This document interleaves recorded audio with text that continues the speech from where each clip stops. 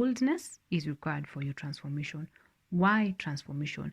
Because the new levels, the new and big powerful blessings that are coming your way, they require that transformation. Because the Bible is clear. It says even the new wine cannot be put in old wineskins, because the intensity of the new wine will make the old wineskin burst. The intensity of the new that is coming will not be able to fit in the old. The old version of you may not be able to take, in fact, will not be able to take the new that is coming, because it needs to come, not only come, but only settle.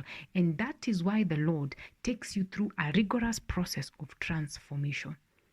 And the more you are obedient, the faster the process. Your rebellion delays the process.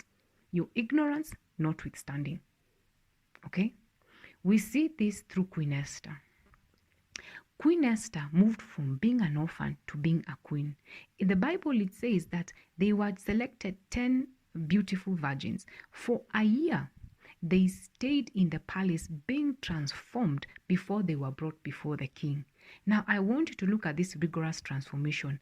This lady is brought from where she's brought all the way to the palace. She's coming to meet a totally different culture, because the king was not even an Israelite. So she had to learn how to speak palace, how to even dress palace, carry herself palace. I also have a feeling the diet had to change. In fact, the diet changed. She had to embrace coming out of a comfort zone and embracing a new, because her future depended on it. The favor that was coming upon her life depended on that transformation. Now imagine if she rebelled. That is creating room for delay. That is creating room for lateness. That is creating room to be locked out of your blessing. It is giving the enemy a chance. Your rebelliousness gives the enemy a chance, but your obedience to the Lord will accelerate the process. It will help you get there in time, or even faster. So, child of God, transformations happen in many ways. They can be spiritual, they are physical. In Queen Esther's case, we can see it's physical. Yes, transformation will require physical. The way you talk, the language you use, it will have to change. You might be comfortable in a certain language. Now the Lord is calling you somewhere where you live and change your language. I have a feeling she had to change her language because she was an Israelite. The king was not an Israelite. The way you dress has to change. You have a comfortable way of dressing. Now where you're going, you have to change how you dress. I have a feeling even the dressing had to change. It looks simple, but however, when it's made practical, it's not as simple. In fact, many people can resist.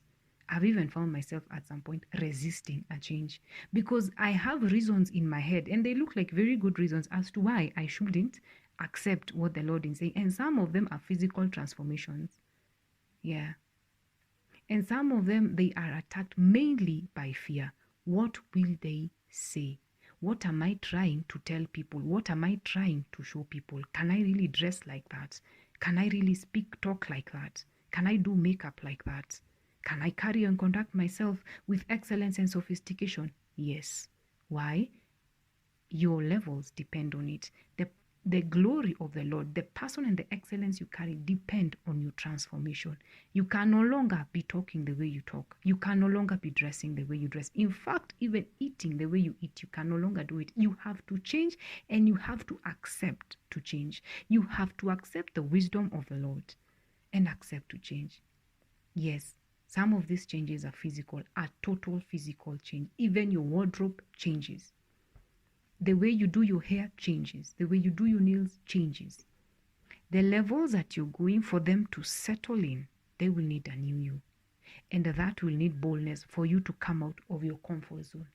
For you to allow that my hairstyle is going to be done in a way that is going to fit that level.